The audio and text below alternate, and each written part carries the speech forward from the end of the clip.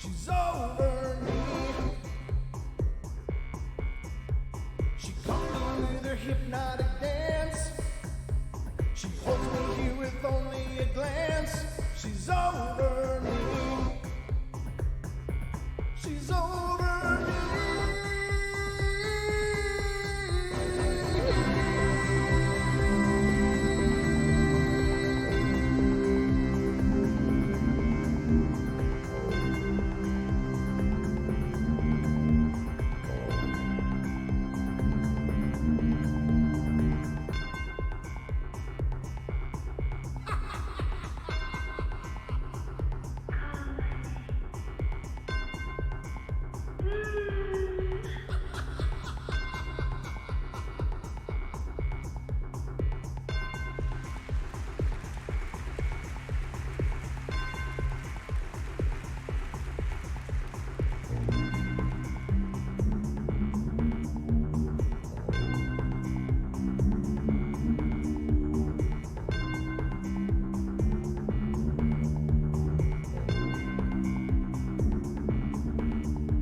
She's in my head wherever I go, controlling everything that I do.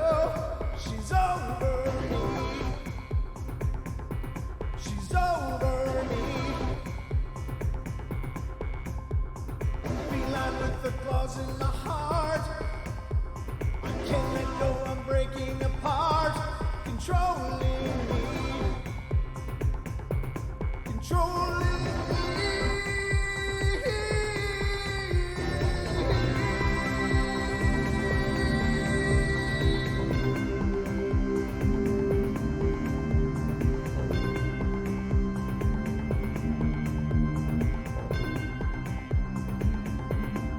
Ladies and gentlemen, welcome to the extended introduction of the Paranormal Portal. We are here with you live. This is our Wednesday evening extravaganza of fun. It's 2 hours of paranormal wonder right before your very eyes, and I am not alone.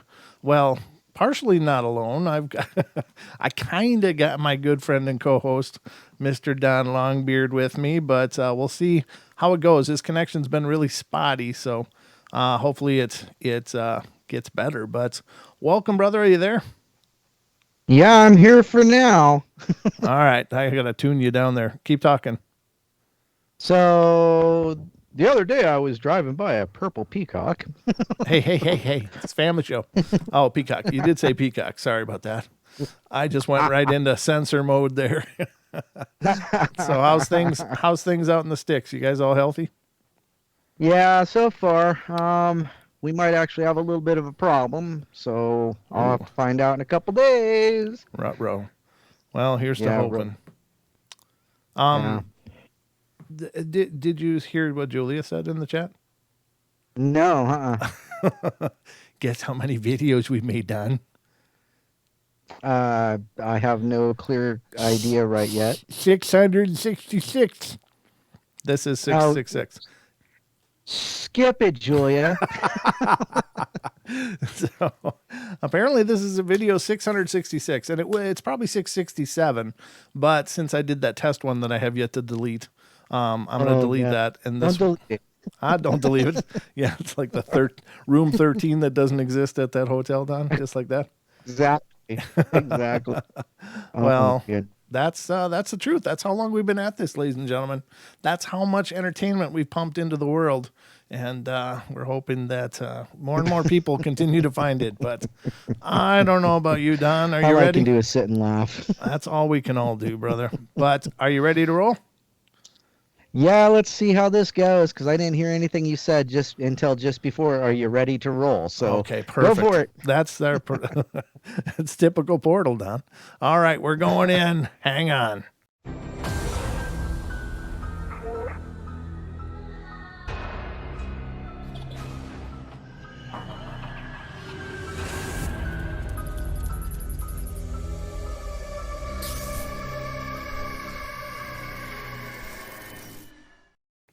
All right, ladies and gentlemen, this is our Wednesday 2-hour extravaganza of fun, and Don is remoting in because we're all just trying to stay healthy and not get ill. So we're going to see how this works. But so far, so good. Cross your fingers, But anyway, how's everything going down other than that? Good? Providing he can hear me. I'm not sure. I'm not sure. How you doing, brother? He don't even know. All right. He doesn't even know how he's doing. So Don is here. He's like my resident Muppet tonight. I'm the ghost in the machine. Well, someone's got to do it, Don, and thank you for doing it. I'm just glad you could be here tonight. It's hard when you're not here, man. I miss you. Oh, well, I miss you too, my big friend. What do you mean big, Don? Where are you going with this?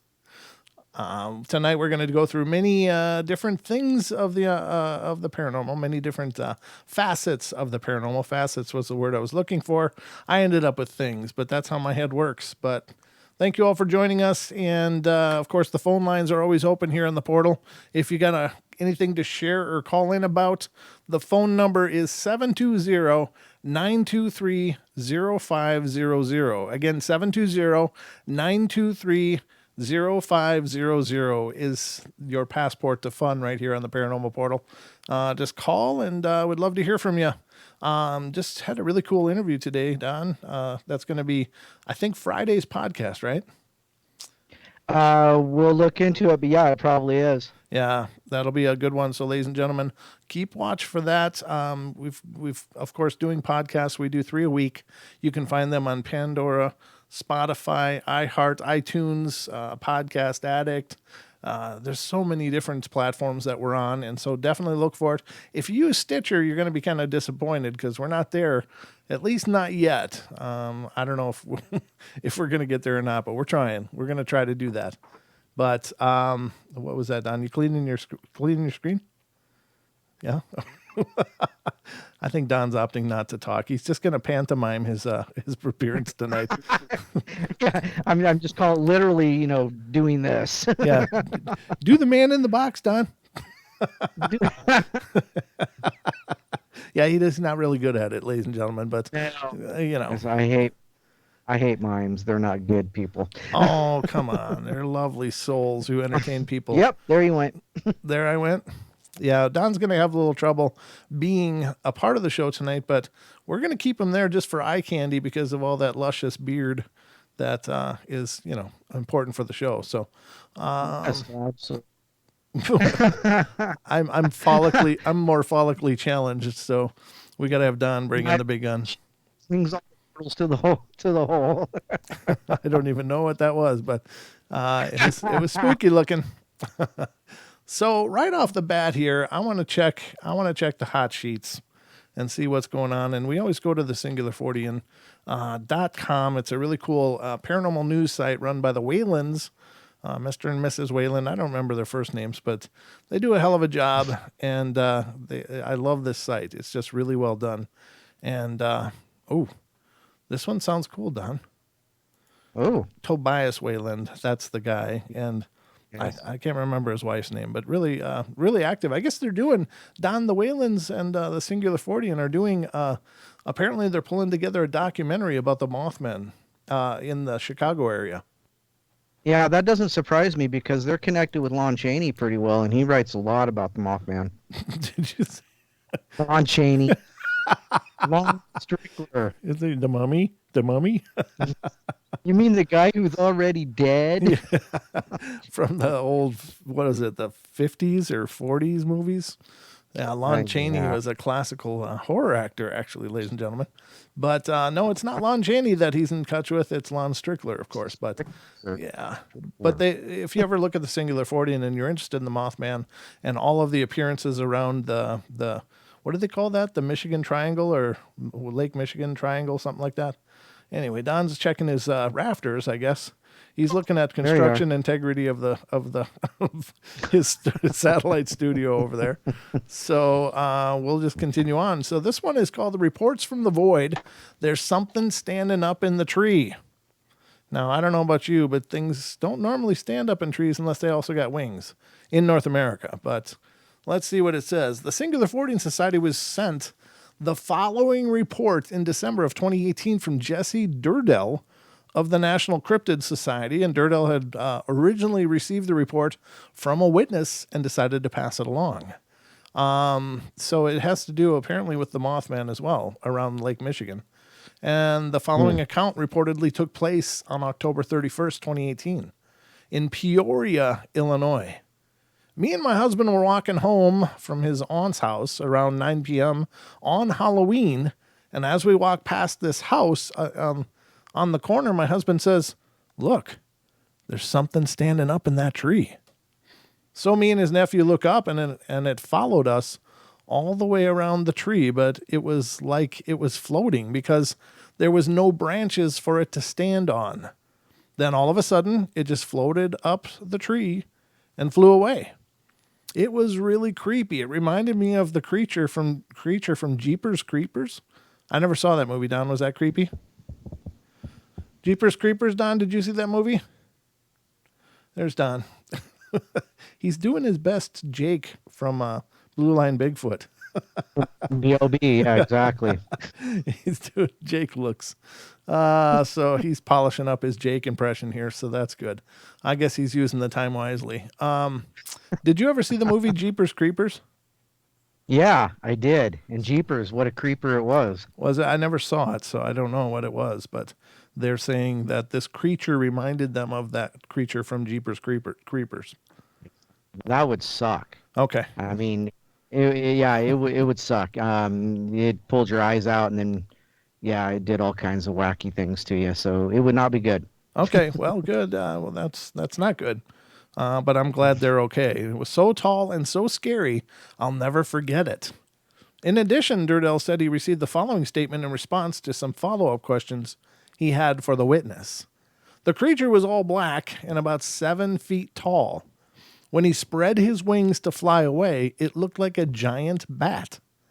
It scared my husband, and all he could say was, "Just keep walking. It'll be okay."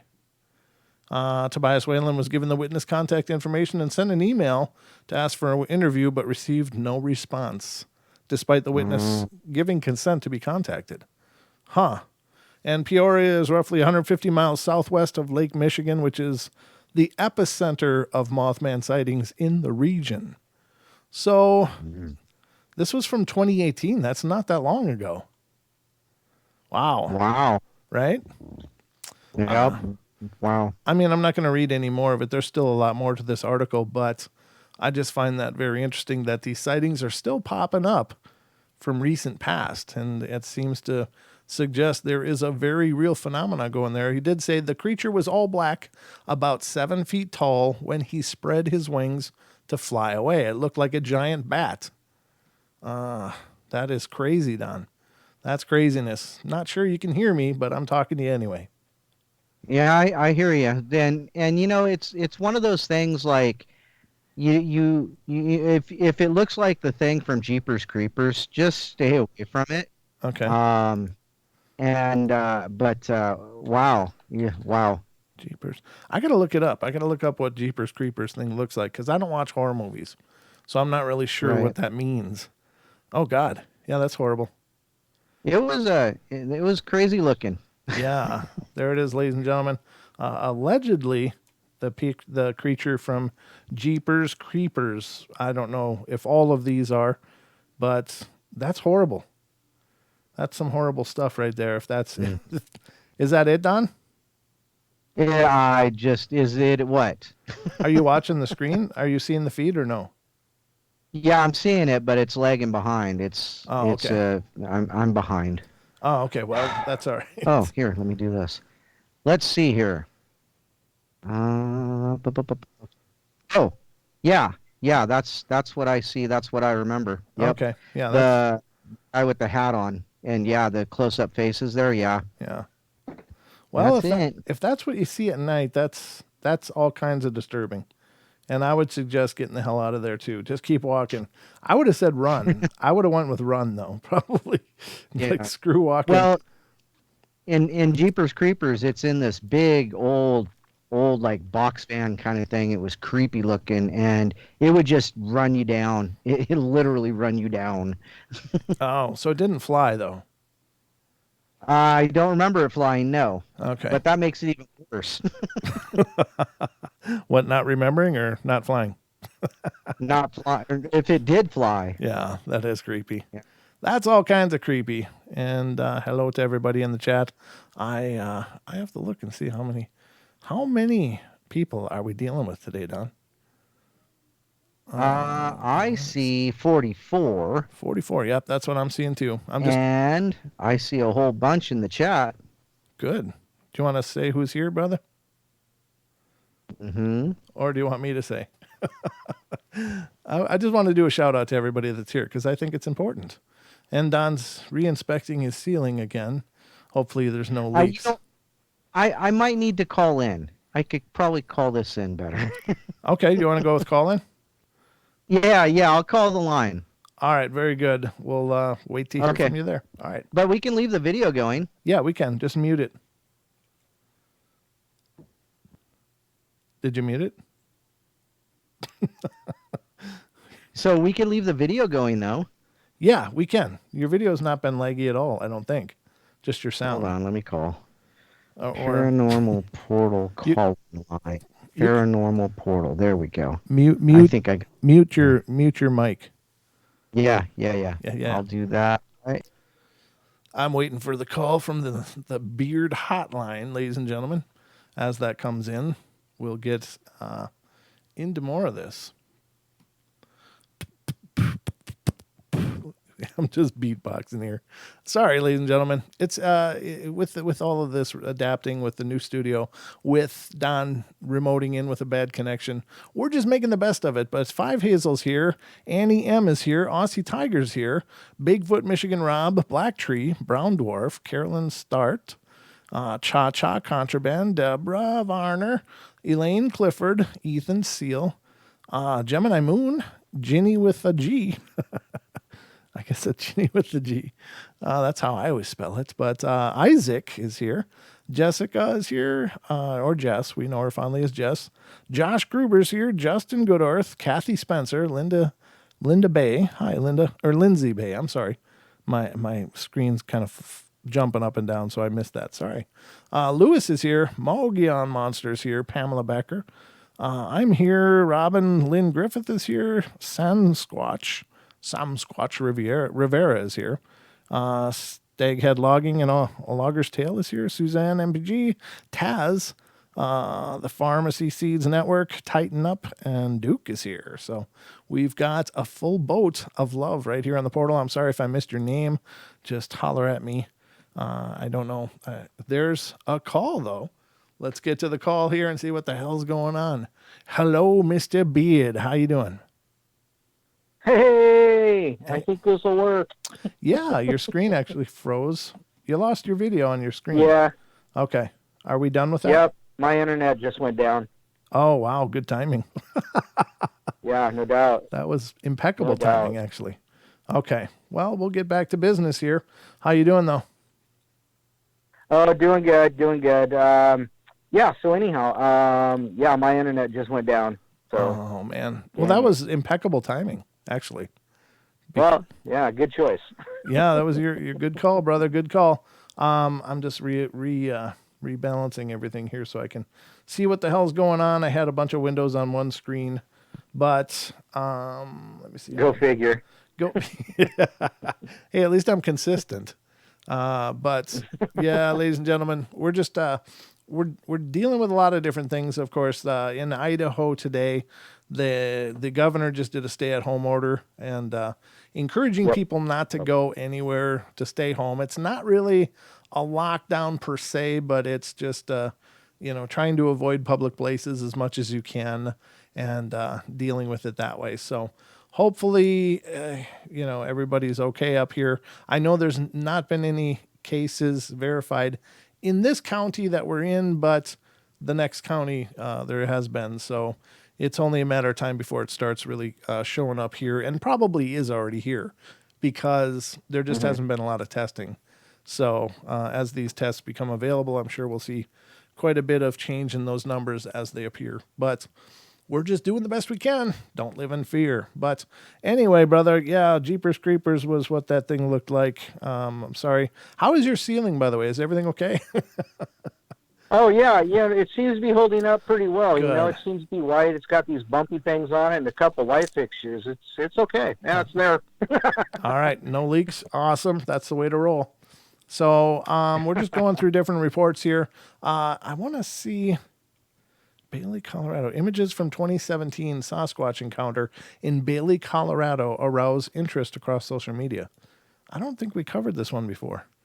I'm looking, though. Let me see. Oh, no, we did. It's the one where he's peeking in the window. I'm just looking through the Singular 40 and stuff. I do think that that's interesting, and I'm not saying for sure that it's a Sasquatch that's, looking in the window. I guess I could put it on screen for those that may not be familiar with what I'm talking about here. But these pictures are from a video that was captured in Bailey, Colorado. I got a buddy that lives there. I should ask him if he's ever heard or seen anything. But this is the picture, and there's a series of pictures like this in question. And I don't think he still has the video of this, though, right? As I recall, it was just still frames that were taken from a video. But apparently he had a Sasquatch looking in his window, turned on his camcorder and just started recording. And I don't know. I think the nose on this thing is so interesting because it's incredibly wide. It's huge.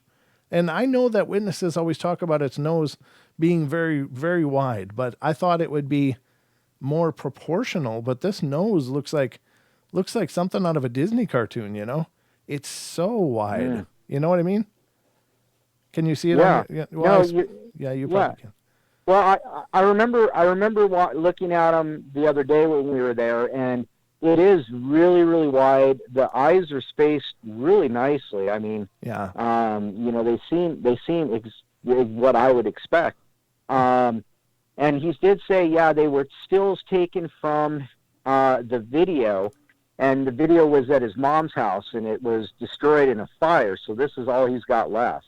Right. So, and there was another report that I just saw about that, and I think somebody was trying to say that it was faked or something. I can't remember what that particular that this one was faked, or a different one was faked. Oh, okay. Well, it could be. I mean, it certainly wouldn't be beyond the scope of possibility that there would be people trying to hoax it. I mean, it is kind of convenient, the fact that he had this footage and then, I lost it all, but I got some pictures, Right. That does seem to be convenience, and it does raise suspicion. Like, well, you don't have the footage. You never made a copy. Something as compelling as having footage of an actual Sasquatch. I'd be making copies and mailing them everywhere to everybody I trusted, But this guy, I guess, was just sitting on them, and allegedly lost him in a house fire. And I'm not trying to say one way or the other, but because I just don't know. But I think it is rather convenient. But look at the width on that nose. I'm showing it on screen, and it's just huge. That nose is just huge. No wonder they can smell so well. But here's the eyes. Those eyes are spectacularly far apart, though. It does look like they are pretty spaced out, but I don't know. I don't know. It's just all speculation. Yeah. It's just a bunch of still images. But I find that very compelling and interesting. I should get a Don tile and put it up for the other screen. Don Longbeard joining us via telephone. But I haven't done that, so it's just you and I. That's all right. It's all right. Good. So anyway, they know what I look like. Who can forget those lustrous locks of beard? Let me get through. I was going through a list the other day, and I really liked the list because it had so much variety on it. Oh, wow. Here's one for you, Don. Oh? This isn't something you find every day. It says, man finds 3,400-year-old Egyptian anchor during his morning swim. Wow. How about that? It says Raf Bahalul was taking a morning swim at the shores of Atlit in Israel when he spotted hieroglyphs in the seabed. I saw it, kept on swimming for a few meters, then realized what I had seen and dived down to touch it. Balal told Haranetz, it was like entering an Egyptian temple at the bottom of the Mediterranean. He discovered a 3,400-year-old Egyptian stone anchor, confirmed by Jacob Sharvit, head of the Israel Antiquities Authority's Maritime Archaeology Unit. The anchor is currently on loan from the Israel Antiquities Authority to the Israel Museum in Jerusalem. It is on display as part of its Egypt. What is it called? Emoglyphs? Picture writing from hieroglyphs to the emoji. Oh, exhibition. So apparently hieroglyphs are the predecessor for emojis, Don. They are just a modern form of hieroglyphs, I guess. Wow. So it says, Shirley Ben-Dor Evian, curator of emoglyphs, said the stone would have initially been part of a larger ornate wall relief, repurposed as an anchor. It was cut from the relief and drilled with a hole to attach a rope. The stone was discovered by chance, spotted on the seabed by a swimmer, Ben-Dor Evian told ABC News, and said the relic is still being researched. The Egyptian relief was reused as a stone anchor on a ship sailing the Mediterranean coast, she said. Addressing the mystery of how the Egyptian relic was found off the coast of Israel, Ben-Dor Evian proposed that it was separated from Egyptian ship sailing the Mediterranean coast, perhaps lost in a shipwreck. The ship crew must have been lost the anchor, or the ship was shipwrecked, she said, adding that whether or not the anchor can contribute to a new understanding of ancient Egyptian life is still under research. The site where Bahalul made the chance discovery, just south of Haifa, I hope I'm pronouncing that right, I have no clue, was already known to archaeologists, according to the Jerusalem Post. Depicted on the stone are the hands of Seshat, the goddess of writing, Ben-Dor Evian said, and accompanying inscription reads, Mistress of the House of Books. Emoglyphs will be showing until October 12th, and this is of this year. This is from February of this year. I'm going to put it up on screen for our YouTube viewers to check out, but that's incredibly interesting. That's, it looks incredible, actually. I'm really impressed. Right. That is pretty... Where was it found again? The Mediterranean. The guy was swimming out in the Mediterranean and just saw some hieroglyphs on the floor of the ocean bed, or the sea. And he but it's the weird part is, okay, so I don't know. This is what I think about. I don't know if the hieroglyphs are based upon the Egyptians themselves, or were they already there when the Egyptians settled that area? I mean, the pyramids are older. There's so much more older that's in that area. The what's that lion thing called? God, it's just gone from my head. The Sphinx? The Sphinx, thank you. Yeah, Sphinx? I lost that word totally. I was thinking of it and then it was just gone. But the Sphinx is older, the pyramids are older, so are hieroglyphs possibly a writing system that the Egyptians inherited by taking over that site, or what? What do you think about that, Don? You know what? I don't think it's. I think it's something they kind of took over, and possibly just like our language. It evolves, it changes.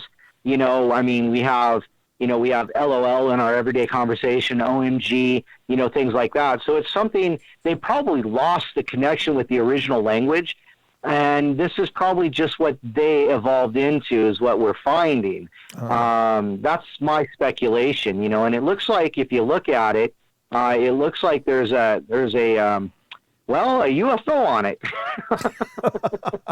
Where, right here in with that thing, the sail above it or whatever? Yeah, it's on the right, just below the hook. Yeah. And it looks like it's got, it looks like an oval. It looks like it could be the shape of a flying disc. Yeah, it does, doesn't it? You're right. I mean, I don't pretend to know what hieroglyphs mean. It does seem tragic. Sure.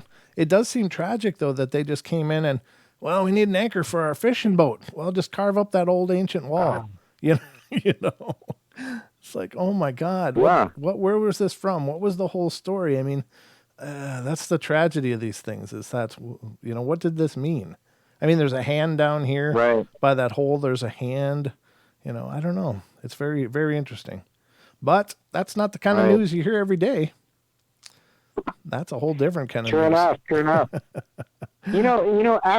Actually, if you look at old ancient anchors, a lot of them are just discs that have had holes cut in them and a rope tied around it. They're not old hooks like we see in the modern days. Well, I grew up on Lake Pepin in Minnesota, and that's part of the Mississippi River system. But a lot of people that anchored their sailboats out off the shore would use these huge pieces of metal. They were just flat sheets of metal. And what would happen is when they settle on the floor, not only are they heavy and hard to move, but they end up creating a suction in that silt just by the weight of it going down. And so it really does. I mean, it's still a practice used today of using flat things to anchor ships.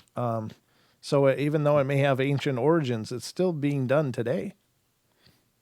Right. So yeah. I guess I believe it. this is another example of that. But very interesting, though. I think that's really incredible. Not the news you hear every day, though. Right? No, not at all. Not at all. Because we don't know what the ancients used to do. We're still discovering all this stuff. Yeah. And who's to say they're not here? Yeah, they're not here to argue with us, so it's whatever we say it is. That's a fishing anchor. That's what it is. No, it was my end table. Oh, whatever. You know what they say, Don? History is written by the survivors. So Well, that's true. Yeah. True enough. Whatever they say it is, that's what it is. So, what? Oh, wow. This is kind of interesting, though. You ready for some other news, Don?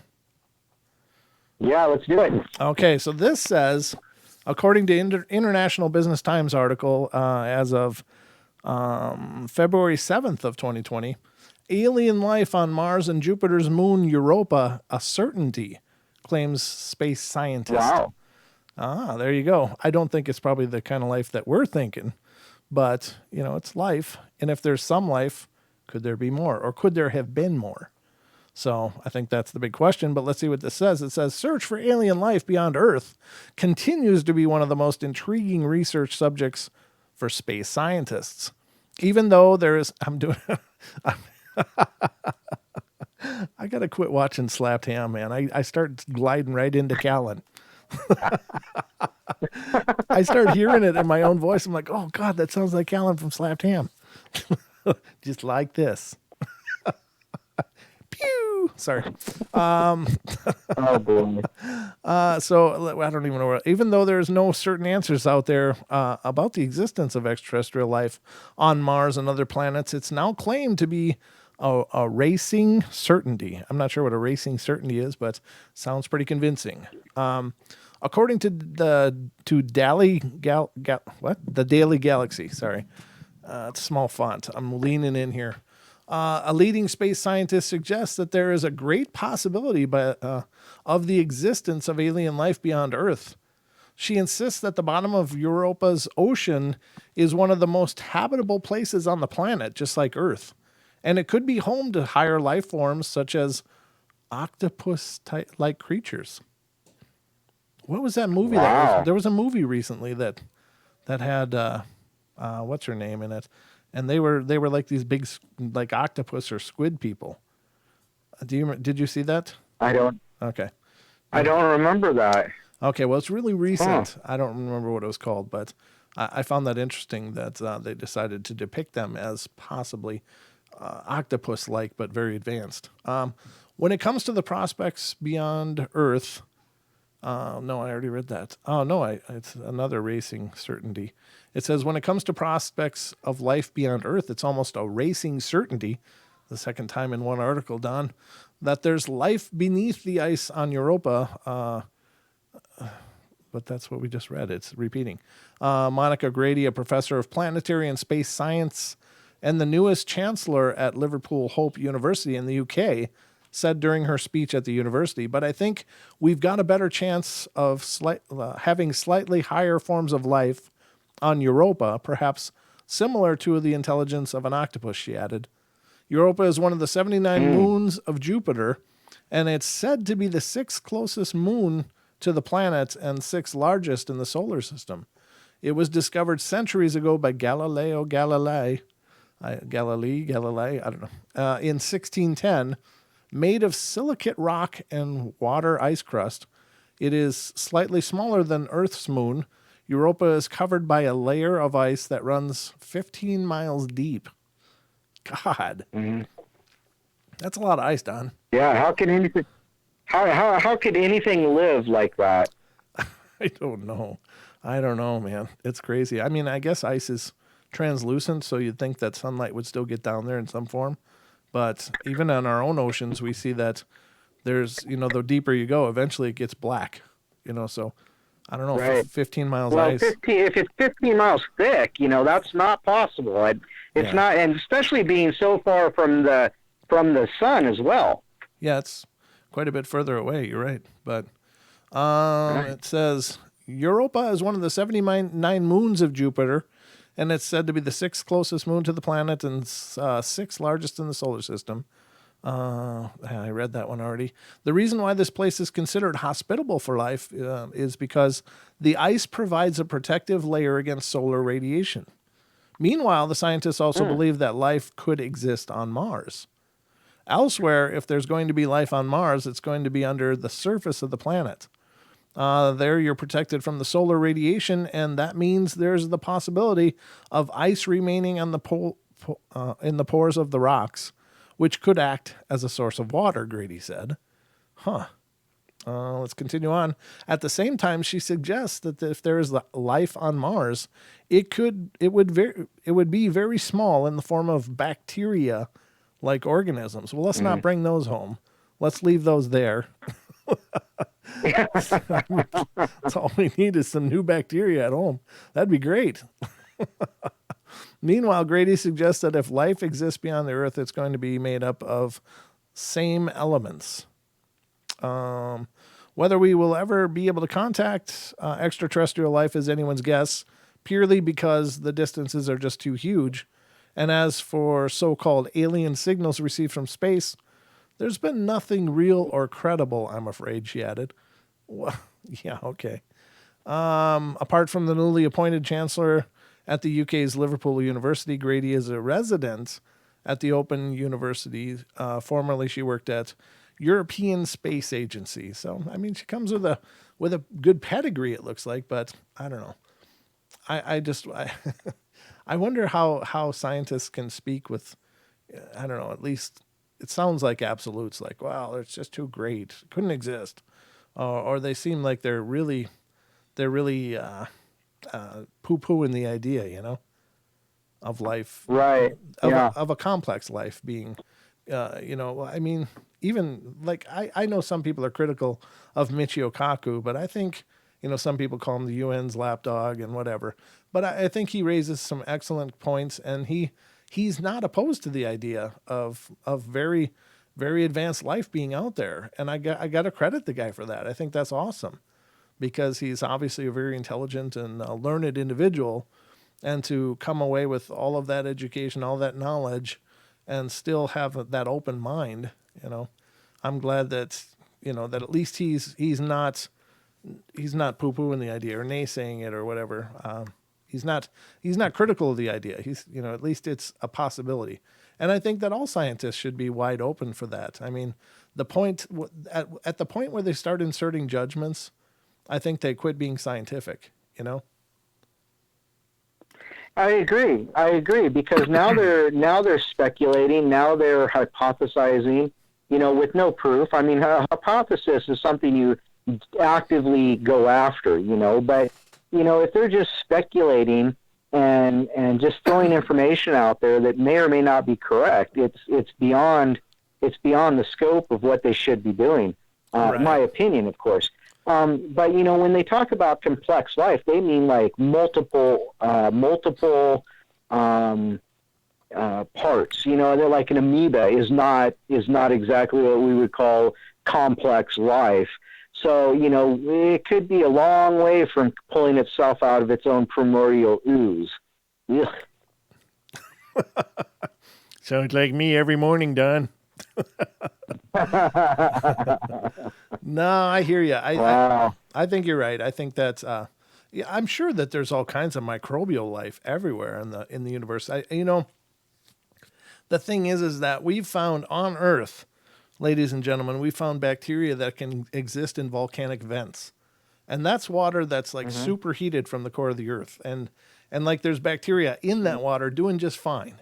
So we often attribute life to existing within our threshold, and life exists way beyond our threshold and way under it. In in the heat and the cold indexes, in radiation, there's a bacteria they found in Chernobyl that's actually eating the radioactive material in there. And I mean, Right. life, like it's like Jurassic Park, Jeff Goldblum's character. Life finds a way, and it really does. I mean, we're seeing these kind of adaptations in life, and it's doing just fine. So, I think that there's life everywhere, probably swimming in the the quote unquote vacuum of space. It's probably teeming with different bacteria and stuff that are doing just fine there. Like they've Right. evolved in such a way as they can live in that vacuum of being almost absolute zero, and in a vacuum without ready oxygen and stuff. But it wouldn't surprise me even a little. Well, you know, it's funny that you mentioned that because I remember reading something from NASA just recently, within the last 6 months, about them finding bacteria on the outside of the space shuttle or ISS or something Uh-huh. on the outside of the windows. Yes. Now, Yes. I'd have to go back and reread it, but you know, I remember seeing something like that. Yes, I remember that too. Now that you mentioned that, and um, yeah, I mean, if that's the case, then even bacteria that does survive in our thresholds apparently can, or microorganisms. I shouldn't say bacteria, microorganisms, because I don't know exactly what kind of form it was, but I remember what you're talking about, and it apparently can shift and be just fine.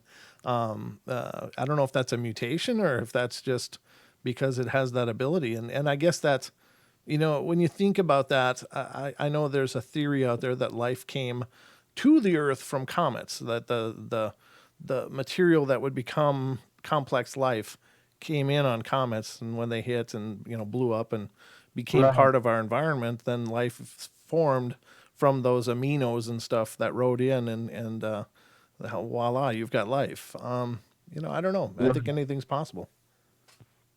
Right. You know, and that's the idea of transpermia. You know, the idea that germs and bacteria and some kind of life came in on an asteroid, say like the one that killed the dinosaurs.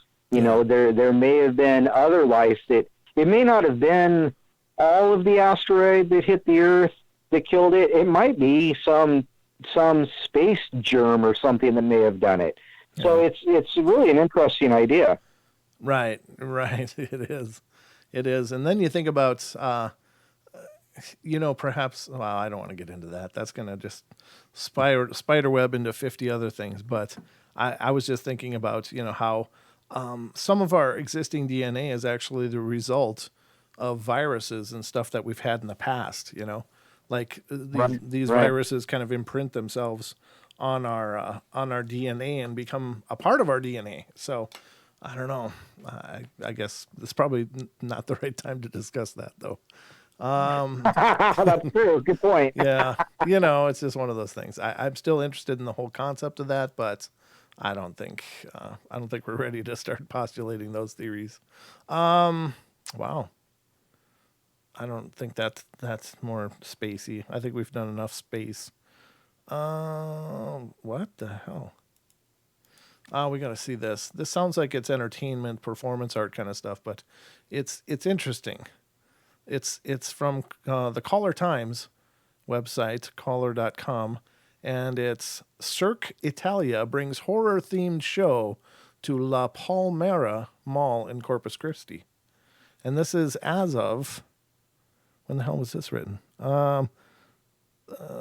February 7th. Okay. So it's called Cirque Italia. I'm sure they're probably all done, but given the state of things right now, but a possessed woman flying in the air, vampires rising out of their coffins, and mysterious figures levitating are just a few things you could see live at Paranormal Cirque this weekend.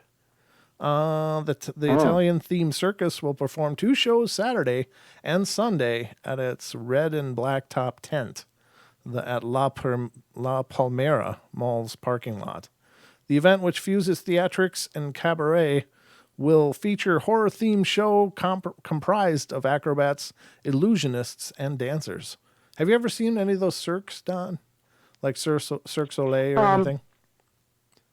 I've seen like the televised ones, like when they do like the HBO specials and stuff like that, and they're really, really cool. Yeah. You know, but doing an alien themed one or a supernatural themed one, that would be kind of odd. Well, it'd be kind of cool, actually. I think it's an awesome idea. It looks like they've got, what's that guy, Jigsaw from the Saw movies? Right. Yeah. They got a screenshot here that includes that. I mean, it's part of a video, so I'm not going to bother displaying it for everybody because I think we all know what it kind of looked like. But it would just be kind of a cool show. But they are really impressive. I've been to one of them, and it was really an incredible to be there live. Sorry, I got a little froggy there. Yeah, that would be. That's all right. Yeah. The live show would have been way excellent. So yeah. Yeah, it's really cool. So I don't know. It's not really directly related to the show, but it's interesting. Oh, did you know they're planning on sending people to Mars in 2033? I wonder if they're going to use the killifish, the idea of the killifish, to send them there, because it's going to take a while. What is? I don't know what that idea is. Go ahead and elaborate. Yeah, you read it. You read about the killifish, Killi fish. Yeah. The other week. Yeah. And I wonder if they've figured out anything more about how to put people in that physical hibernation. Oh, right. Yeah. Well, what is it, like 6 months or 8 months to go to Mars under our current engines and technology? Isn't it like 8 months? I guess we got to look this up. Yeah, something like that. Well, that's not too bad as long as they jog on the treadmill every day and stuff. But let's see, how long does it take to go to Mars? Let's see what it says. Let's go to this page and find out, ladies and gentlemen. We're doing a little research here. How long does it take to get to Mars? To determine how long it takes to get to Mars, we must first know the distance between Earth and Mars. No kidding. Really? Wow. This is a science page, too. It's space.com, and that's the best they pulled up right there. It says, in theory, the closest that Earth and Mars would approach each other would be when Mars is at its closest point to the Sun, the perihelion, and Earth is at its farthest, aphelion, and would put the planets about only 33.9 million miles, Don. Pfft, that's a weekend. Wow. Apart. However, this has never happened in recorded history. The closest recorded approach of the two planets occurred in 2003 when they were only 34.8 million miles or 56 million kilometers apart. The two planets are farthest apart when they are both at their furthest from the Sun, on opposite sides of the star, and at this point, they can be 250 million miles apart. The average, well, okay, that's Wow. great. I just want to know how long it takes to get there, not a math lesson. What the hell? How long does it take our guys to get there? That's it, the end. We don't need five paragraphs of physics and math. What the hell's wrong with these people? I'm trying to take, okay, Mariner first, the first spacecraft to go past Mars, 228 days. Mariner 6, 155 days. Mariner 7, 128 days. Mariner 9, 168 days. Viking 1, 304 days. Well, that took longer.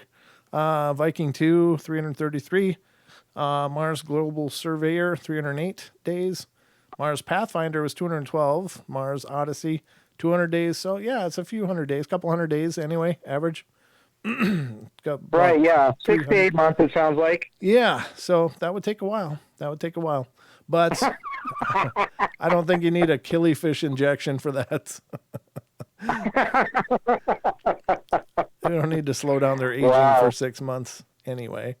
But yeah, very wild. Very wild. So that's in your future, ladies and gentlemen. Apparently in 2033, they'll be flinging people at the red planet. God bless them all. Good luck to them. I don't know. Did something happen? Did something happen to YouTube? It looks like between. No, I still see you on. Okay, because I got all of a sudden a big gap formed in my analytics page here. So like there was 0 from 7:20 until 7:30. Yeah, from 7:30. Wow. A 10-minute gap there where nothing not on the analytics, but I don't think we went down. So looks like we're still here, ladies and gentlemen. Yeah. Yep. Okay, farm says 6 to 11 months. Yeah, that's a long time. That is a long time to sit in a soda can shooting through the stars. It's not like it's the Millennium Falcon. It's not like the Millennium Falcon or the Enterprise. You're basically in a tin can. Yeah, that's a long haul. But it's going to happen. I don't know. I don't know. I think we'll be doing a lot of jumping around space eventually, and that I think is exciting. But anyway, enough of that. Let me get back to our list here and find something more paranormally related. Looks like that's what I got. Oh, okay. This one sounds good. This has to do with near-death experiences, ladies and gentlemen. It says, I died for 11 and a half minutes. New study looks at near-death experiences. Who's doing the study? Looks like London, Ontario, paramedic Adam Tapp had a near-death experience when he got electrocuted during a woodworking project. At some point in time, I was being electrocuted. I went into cardiac arrest, and I literally died and was dead for 11 and a half minutes. Yeah, that's danger zone there for sure. During that 11 and a half minute time, Tapp says he actually vividly remembers his near-death experience. It was just like waking from a nap in a place I've always been, and there was no fear or anything, just complete contentment and happiness. Tapp's positive outlook following his near-death experience is similar to what a recent study has shown. A study, that examined around 160 patients who have had near-death experiences. Some of them, they went through comas, and some of them have had near-death experiences like a cardiac arrest, but without a coma, says Dr. Andrea Sadhu, a member of Western University's Brain and Mind Institute. By using artificial intelligence, the research team used a process called text mining, which examines similarities in essays written by those who have had near-death experiences. Then you look for words that are more significant in the texts, and so one simple thing is to see frequency in the words like light and fear and consciousness, says Sadhu. The conclusion was that for the most part, people respond positively to near-death experiences. The sense of fear and sense of death is still there in the report, but it's less dominant and more far away, adds Sadhu.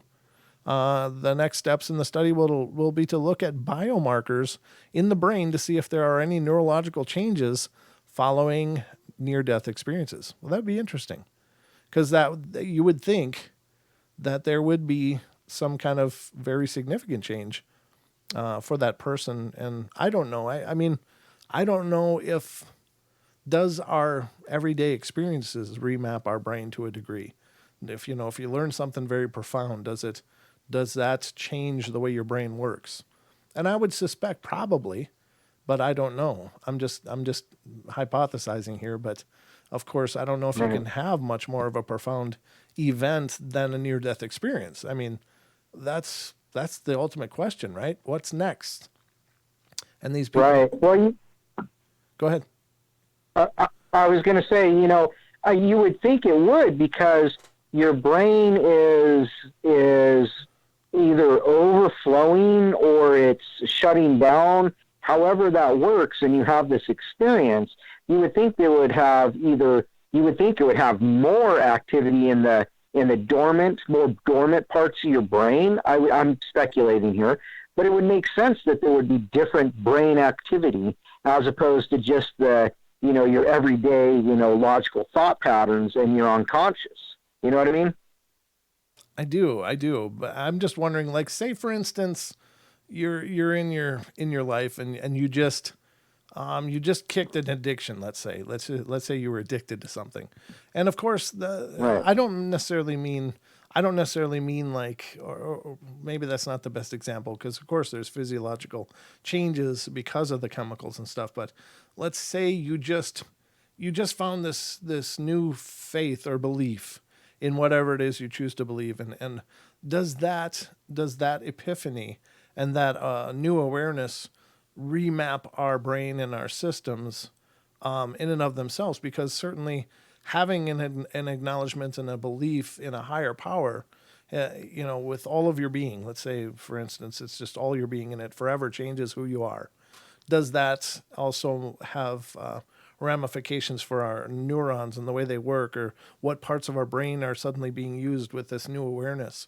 So the reason I'm asking is this question out loud is the question this doctor is asking seems to be that it would be because of the near-death experience. But what I'm wondering is, doesn't every major change in our life and change of thinking, wouldn't that also create these changes? And so maybe it's not, there's no baseline to it. In other words, does this changes happen naturally in all people, or would this just be significant for near-death experiences? Is there something there? I don't know. I mean, I'm thinking, I guess, several moves ahead on this one, but it's curious to me, because I think that what I'm thinking is that our bodies and our minds, everything about our physical projection into this world is from the outward in, or inward out. It's not outward in. It's how we project into the world. So when we have major life changes, does that also change how our brain, works and the way that it functions? So I don't know if that's making sense or not, or if I'm just sitting here babbling. But does that make sense? Well, to you? no. Yeah, it does, because just think about, like, even just moving. You move from one house to another house, and it takes 30 days, 20 to 30 days for that pattern to get set in your brain. So you have to change that pattern, and it it's the way the brain maps it. And then after that time, you go into that mode where you just don't notice it anymore because you're in that mode. It's the pathology of your brain. And so I would say something like that would drastically change the pathology of your brain. That's me. I think so. I think it does. Yeah, I think so too. But yeah, I think that there's many reasons why that pathology or that functioning of the brain would alter. But certainly near-death experiences would be one of them. But Yes. I guess that's what I'm wondering is any study going forward looking only at NDE survivors, is that truly an accurate study? Because if people didn't have an NDE but have had major life shifts and changes, would they also have those same markers and mappings change and shift? Right. So that's my curiosity, I guess. But I don't know. Very cool though. I think near-death experiences are incredible. I really believe that they are a peak into another phase of existence, our next phase maybe. But very interesting. So, ladies and gentlemen, I do have to take a break here because the thimble bladder is full, and I have to take care of that. So, sorry for being absolutely forthcoming with that, but I believe in an open dialogue. I believe in openness and honesty in our dialogue. So, all right. So, you guys sit tight, and I will be back. Don will be back in just a couple moments. Don't go away. Well, hold on a sec, Brent. Right, you got another second? Yeah. Actually, I'm gonna What happened? contact you after the show. I gotta jump off. I'll let you know. Oh, okay. All right. Well, I'll be back then, ladies and gentlemen. Don't go away.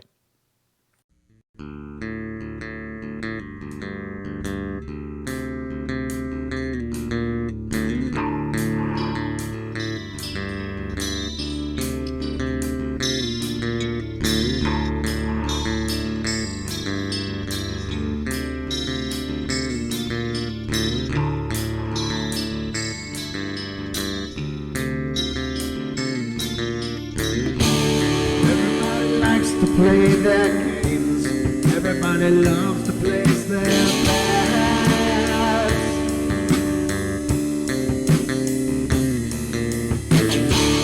They don't understand the price I paid. They don't care to comprehend.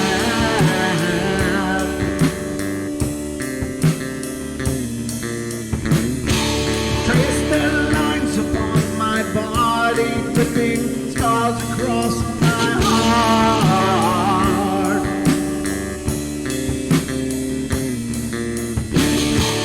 Raging anger pours inside me as their lies keep falling apart.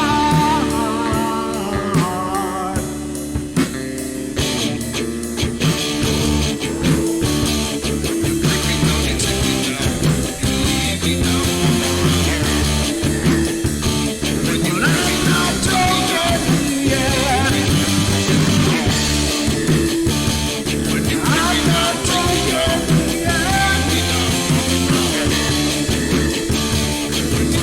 not broken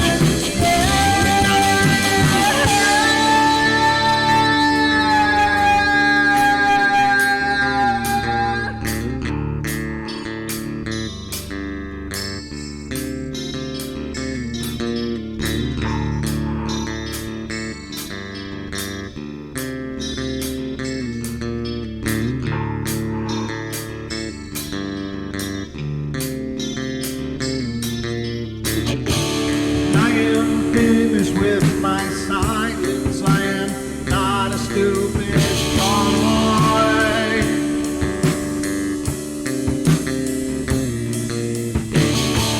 No more breaking me with kindness, just you dance upon my joy.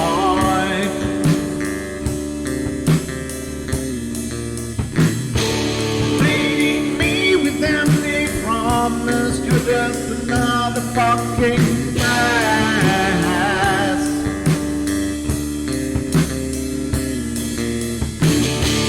Taking off the slice of my sanity, just make sure that you're well fed.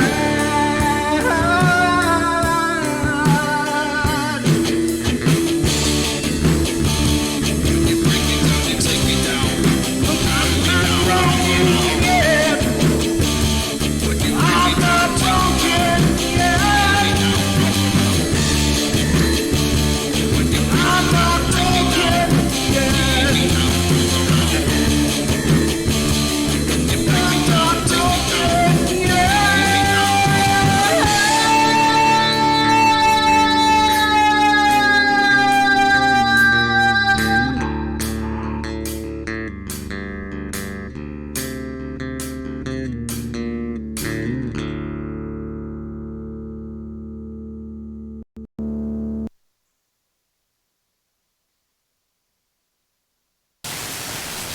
This looks extraordinarily bad. They linger in a perpetual dream state, a nightmare from which they cannot wake.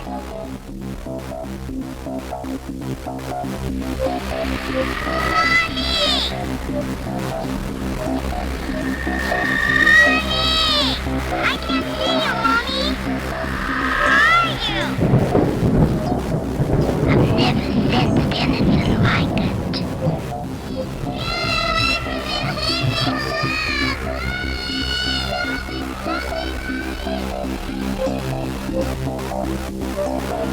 Carol Ann is not like those she's with.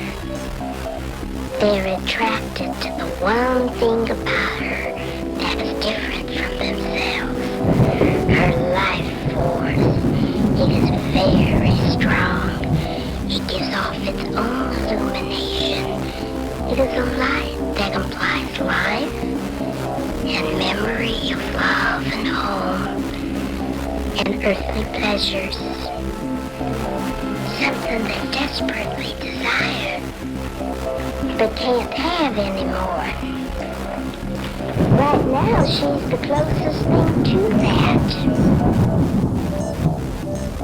Poltergeist are usually associated with an individual.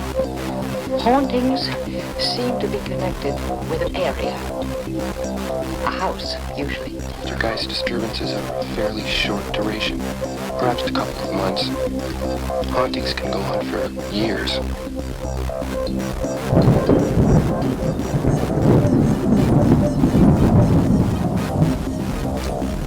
Yes, they can, ladies and gentlemen. Welcome to hour number 2 of the Paranormal Portal. I'm your host. You're stuck with me. All right. What brings us right in? I just thought I'd play that because it's kind of just like other 2-hour show nights. If we're going to do a break, we got to have a lead in back to the show. Hope you guys enjoyed that. That's the full version. A lot of you guys on YouTube, when you're listening to the show, don't hear that because that's, well, you hear a condensed version of it because that's what plays on the network when we're on TFR Live, of course. So I thought I'd play it for you here in full high dynamic sound rather than being sent over the wires, so to speak. But we have lost Don, unfortunately. He's no longer among us, but no, he'll be maybe reconnecting as soon as he can. So I know his internet's been a flaky mess, and of course that makes for no fun. And you know, being on the phone for 2 hours is a long stretch. I've had some of those conversations myself, and it's like, oh God, I can't continue. But anyway, welcome back. Hour number 2 is upon us here. We, of course, the phone lines are open if you want to call in and be a part of this, the amazing magic that is the Paranormal Portal. You too can get involved by calling 720-923-0500. Again, 720-923-0500. Got to move my chat here so I can see what's going on because you guys are a big part of the shows. So I want you here with me. I want to see what you're saying. So hope you're enjoying it, though. We've had a lot of fun talking about some stuff. Don needs earbuds. Maybe he does. Maybe he does, Kathy. You're right. That's a possibility. Let's see. What am I going to do now? Well, wouldn't you know it? But I have a couple things that I can get into here, but I got to pull them up. It's one thing when you're planning a show and you're planning on someone else be involved in that show, and then suddenly that's not what you got. So I got to dig up some more stuff here on the fly, but I'm okay with that. I'm good with that as long as you're good with that, guys. Let's see what's going on here. Oh, this one is interesting. Somebody claims the Navy found a mermaid lair. And this is from Reddit. I got to read this because this is interesting. I've not heard any claims of the Navy finding a mermaid lair, but this is new. Says, can someone please help me find the posts about the mermaid lair discovered by the Navy? So this is just referencing a post about a mermaid lair. I guess I should probably find it. Here it is. I did find the link someone gave him, and it says, oh, it was removed. It says, by now many have perchance heard of this mermaid post. It was submitted in 2017 containing personal information, and as a consequence, it was removed. Well, thank you for that, Reddit. Yeah, I guess they don't want people posting personal stuff. This is kind of cool. This one might be pretty interesting, and it's this is a humanoid encounters thread on Reddit. I like these because I like to get into the cryptid stuff. We do a lot of ghost stuff in the night terrors and stuff, so I don't want to continue to do ghosts as much on the 2-hour shows. I think we all want to hear other stuff. But no, the phones are just filling up here, so I'm not sure what's going on, but let's get to it. Area code 228, you're on the air. Hello. Hello, how are you? Hello, good evening. I'd like to share if I may. You may, absolutely. I love sharing.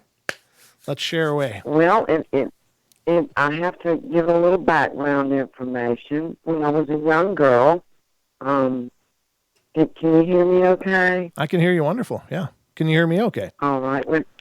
Yes, I can. Okay, good. When I was a young girl, I had a recurring dream. for 2 years of my life, exactly on Christmas Eve, for 2 years in a row when I was 5 and 6. And in that dream, I was walking a tightrope, and the tightrope was burning with fire on one end and burning with fire on the other end. And underneath it was a pit of vipers, of, snakes, of every different kind of snake you could think of. Oh, geez. And I would fall off and into that pit. And then I would get back up.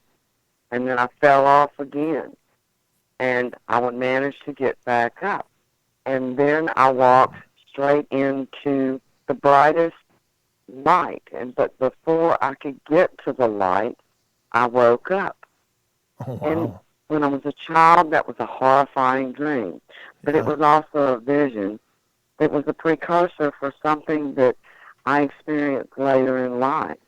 Oh. And I'm a very old soul, and I had many past lives. And for some unknown reason, who knows, I've kind of had to venture into those past lives. And one of those past lives, yes, it kind of deals with cryptids. Okay. But when I fell off the rope in that dream, that was the equivalent of falling into hell twice and fighting my way back up. Mm. And I really knew that was symbolic of that, because in some of my past lives, and one in particular, I knew that I was on the other side, and I was fighting my way up out of hell. Oh, wow. And I had experiences with Sasquatches at that time. And there's a lot of people who believe, that's Nephilim walking the earth. Mm-hmm. Well, I knew I was in hell, and I knew they were in hell too. And I was battling all kinds of dark ones, gargoyles, you name it. I was battling them. And, I could even mimic what a gargoyle sounded like landing on top of my house. Oh, geez. And that was a reality. It was, I'm part Native American. It was part of some of my journey of life. Mm-hmm. And to know some of my past lives. And so, therefore, I'm always questioning, because I don't live the death of my past life. You know what I'm saying? I live this life. I'm alive this life. Right, right. You can have many, many past lives, but the one thing a person doesn't want to do is be stuck in that past life while you're walking in this life. It may be relative to the lessons you learn, in many past lives, and you can probably apply those lessons to the life you're living now. Right. But I think it's really good advice to tell a person that experiences all their past lives, or some of them, or knows some of them, and that's just one, for instance, past life I have. And I'm an old soul, Brent. I've had many. And some of the most bizarre past lives, and I feel like, okay, well, I'm real aware of two of those past lives that I was really in hell, and I was quite a warrior in hell too. And I'm glad those lives are over. So maybe sometimes the Almighty powers above the Almighty, Yeah. Maybe sometimes you get to see those past lives, so when you're living this life, you don't make the same kind of mistakes, or you remember how those previous lives ended, or what you endured, and you can apply them to this life, if that makes any sense. Sure, I do. It makes a lot of sense. I think that, if indeed we do live past lives, and I believe we do, I believe that we have many in this journey, but I think you're right. You have to live this one. You can't be too focused on where you've been. And I have people asking me all the time, have you ever looked into what your past lives were? And I guess I haven't. I've had it mentioned to me a few times from just conversations with psychics, that they say that, I've been different things, and that's fine. But I think you're right. You've got to stay the importance is where you are, not where you've been, but you can learn from where you've been. So having an awareness of it, I think, is important to a degree. But some people are so preoccupied with their past lives, but they seem to be uninterested in their current one, and that's not good. Right. Right. That's exactly the point that I'm making. It overflows into this life, and it's really not supposed to. There's a dividing line of that. Right. You died those past lives. You didn't live them. and part of one of the fascinating things, the life with Squatch, was I remember speaking a total different language that I probably couldn't imitate right now. And I remember speaking to them, and I remember understanding what they said too. And and I would understand it in my knowledge of their language. But I also was standing here alive in that vision of past life, and it was translating to me in English as well. So it was rather bizarre. Those are really cool. I don't think I can imitate it. It was a lot of gibberish and quite different, and there was a lot of emotion to it. When you hear recordings such as the Sierra Sound, where you hear them talking different languages and they hit high-pitched trills of what might sound like words to you, when you hear those recordings, ironically, Brent, that's very, very similar to what I experienced in that past life. Wow. Well, that's powerful. And I'm not going to go on the borderline of, or do they belong to hell or are they Nephilim? I'm not going to nail down what my internal belief is of that, because I believe that everybody has a journey of life and they have to decide their path on their own. Right. Sure. So I try not to influence other people's paths with the knowledge I've gained in my life. I'll try and steer them in the right direction and say, well, if you believe in an almighty creator of the heavens and the earth, please consult them. Please consult him. Yeah. That's about the only good advice I know to steer someone in the right direction. Yeah. To, consult the highest power that there is. Yeah, absolutely. But I just really, y'all were talking about brains and amoebas and, the concept of the mind, and, we use concepts of our brain, supposedly. People are tapping more areas of their brain nowadays, and they're experiencing astral projection and whatnot. I'm sitting here knowing that, some people with Native American blood are prone to visions and sight and dreams and occurrences, sometimes than others, and perhaps, some people have druid bloodlines, and there are people who know they had a past life of an Atlantean, I can't think of the word right now, Lemuria, I can't pronounce it. Yeah. No, I know what you mean. But, there's been lots of occasions of that, and I just wanted to share a little bit of that past life. I mean, cool. If I were to sit down and just tell that specific past life, it would take a while. Sure. And and some of it really wasn't good. Well, I got to where I could imitate I can know the sound of a gargoyle landing on my roof, and that is one huge creature being. Yeah. Okay? And when they're coming after you and you're warring with them, they make the sound of, yeah. I mean, it's just... Sure. Sounds like a movie script I'm writing, I know. Yeah. Well, I think that sometimes, the truth is stranger than fiction, so there's no doubt about that. But thank you so much for sharing that. I really appreciate it. It was all just pretty graphic, and I don't have a lot of words to describe it. I just know what I experienced, Brent. Well, thank you so much for calling in and being a part of the show. I appreciate it a bunch, and I appreciate your wisdoms as well. Thank you, my lady. Oh, well, I appreciate y'all. And it's not back yet. I can't see my screen right now. Is what back?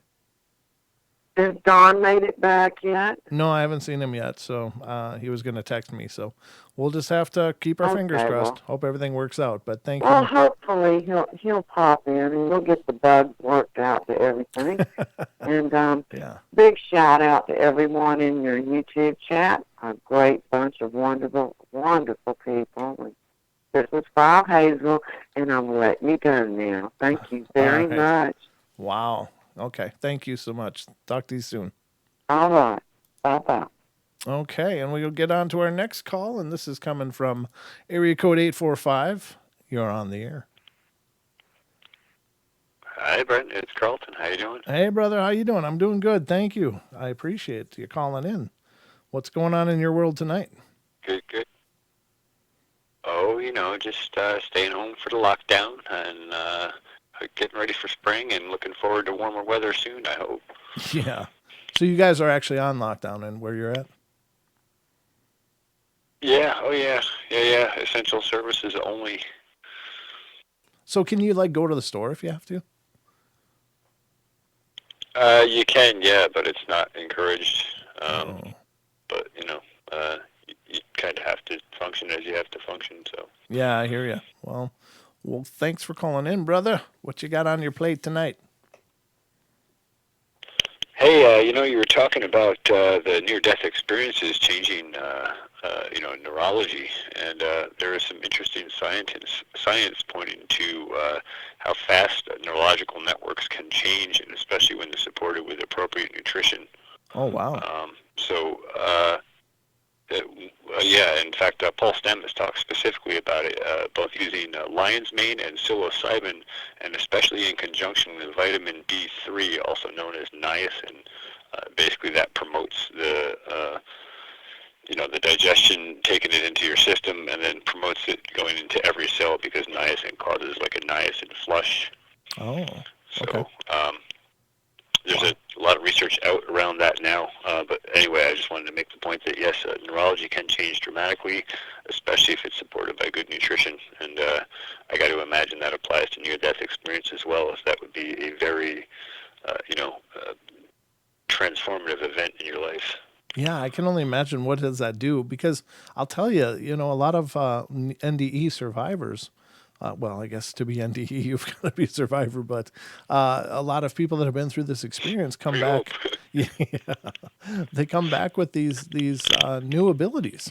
Many of them report being way more psychically aware and able to tune into things and seeing things they'd never seen before in their waking days, and just having this whole new vision and hearing than ever before. And it's incredibly transformative in that way, I would think, which would probably show up neurologically too if there was such an ability to scan the brain to see those changes, and I'm sure there is. But that's really commonly reported in near-death experiences. People are coming out with on the other side of them with a whole new, not only appreciation of life, but a whole new set of tools in the box. Absolutely, and interesting you should mention that. I've been talking to somebody very recently who related a near-death experience they had to me, and it was a very transformative one for their life, and it's really amazing that person's perspective on life since that incident. Mm-hmm. And I will try to encourage them to call in, although I think they're still a bit shy about doing so. Oh, sure. But boy, it's an awesome story. I would love for you and the Paranormal Portal crew to hear it. It's really inspiring, intriguing, and interesting.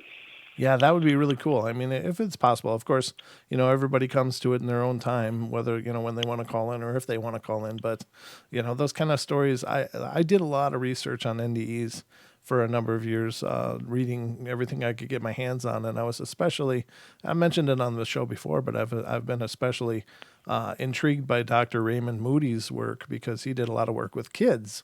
So they don't have the preconceived notions or, the expectations, and they still report the same phenomena that adults are, with the tunnel of light and meeting, perhaps a religious figure or, loved ones, grandparents, meeting angels, things like that.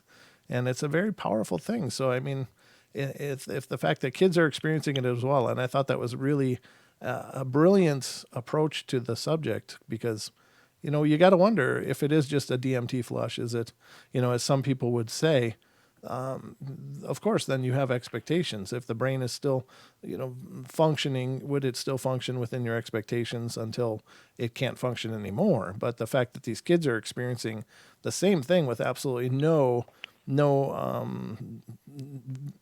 expectation at all, no belief system and dogmatic ideas. I don't mean dogmatic I should say religious rather than dogmatic, religious concepts to reinforce that experience. So the fact that they have them anyway, I think, is really powerful. Yeah, I completely agree, and just one point along those lines, you were talking about the way our brain intercepts it, but there's some interesting new theories out now, or hypotheses out now, about how our consciousness doesn't even necessarily come from our brain, and even though we see that as like the main processor, that may in fact just be a receiver. So that's a whole other rabbit hole to climb down, but it's interesting. A guy named Grant Hancock has a couple of books out, and he discusses that and numerous other things he ties into with that. But very interesting field of study for sure. That's brilliant. I hadn't heard that from Graham Hancock, but I know he's so widely revered and does some brilliant stuff. But that's exciting to me, because I think that's, that the ramifications of that are huge, of course. Yeah, I couldn't agree more. Anyway, I just wanted to throw a few pointers down and, support the show as always. Thank you, brother. Shout out to everybody in chat. And, have a good night, Brent. And thanks for keeping us entertained and keeping our community together. Anytime, brother. It's my pleasure. You guys honor me with your presence, but thank you, man. It's good to hear from you. All right, good to hear from you too. Take care. Very cool. We got one more call here. Let's get to this one. Let's see what's going on. In area code 501, you're on the air. Hi, Brent. Hi. This is Jenny with the G. Jenny with the G. Oh, welcome to the show. Thank you for coming on and giving me a call. Oh, thank you. Well, I had one thing I was going to tell you, and then I may go ahead and tell you something else, too, because of the last caller. I can't say for sure this was a near-death experience, but this happened when I was in grade school. Okay. And the block in which I lived on was full of boys. And there was only one girl other than me and my sister on our block. And when my dad would get off work, all the neighborhood boys would gather in our backyard with my brother and me. And he would, play baseball and different, just mainly guide things, Sure. But anyhow, I would try to join in. And so this one particular time, and they were always trying to see who was the best at some kind of competition. Mm-hmm. And we had a clothesline pole with the long T type, Sure. Tall T's, Yeah. instead of the spinning type one. Mm-hmm. And so they decided they were going to see who could hang on to the clothesline pole with their limbs the longest. Okay. And different ones tried, and then I tried. And I thought, no, they're stronger than me on this and that and the other, but I think I can beat them on this. Well, I held on for a long amount of time. I'm not sure the length of time. Good for you. But I held on so long that my limbs literally gave out, and I'm parallel to the ground, and I fall flat to my back. Oh. And I have some back issues to this day due to that. Oh. But I was out. Now, whether I had just the wind knocked out of me or, I don't know, different people have thought that I possibly had a near-death experience, Mm-hmm. like, but anyhow, I didn't know anything. I there was nothing. I mean, and I was a kid, so what he was saying there, and you were saying about there's no, added things put onto it as far as religious connotations. And we did go to church all the time, but still, I just didn't know anything. I was just like gone. Sure. And I don't know how long I was out, but whenever when I first was realizing anything was happening, I felt way far away, long away. And I was aware finally of hearing a voice. And it was my dad saying my name over and over, and I could hear fear in his voice. And he kept telling me to speak to him, say something. And eventually I tried to, I guess, come to wherever he was, and tried to open my eyes. And when I finally came to enough to the reality of where I'm at, and this might suggest that I did just have the wind knocked out of me, but anyhow, I just took in a huge breath of air because it was like nothing was there. Sure. And he kept telling me to speak to him.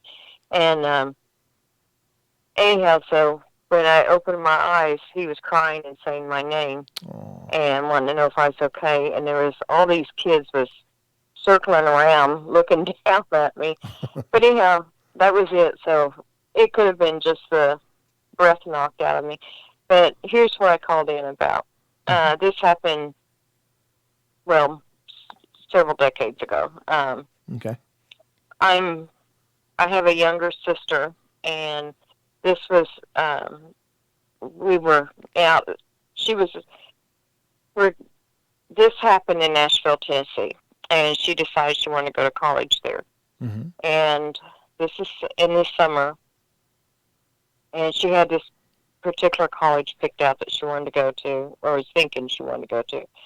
So we decided, we were down there visiting, and we decided that this is the day we're going to go tour the campus, look at it, and see what she thought of it. Okay. So my dad and my uncle and my sister and I go, and I'm trying to make this short, but sure, take all the time you need. That's fine. We first started off together. Okay. We first started off, with my dad and my uncle, and then they kind of went one way, and it was very few people around, and it's summer, so we knew, other than if they're having some summer classes, it's not like the regular school year, obviously, Sure. And so every once in a while you'd see someone like that worked there. And they would, you could see their badges and they'd speak to one another. But other than that, we pretty much had the campus to ourselves, it seemed like. Okay. And so we had divided up, and I was with my sister, and we was looking at the dormitories, and this is beautiful campus, old trees, very more aged-looking buildings, 2-3 stories, and tall staircases leading up to it.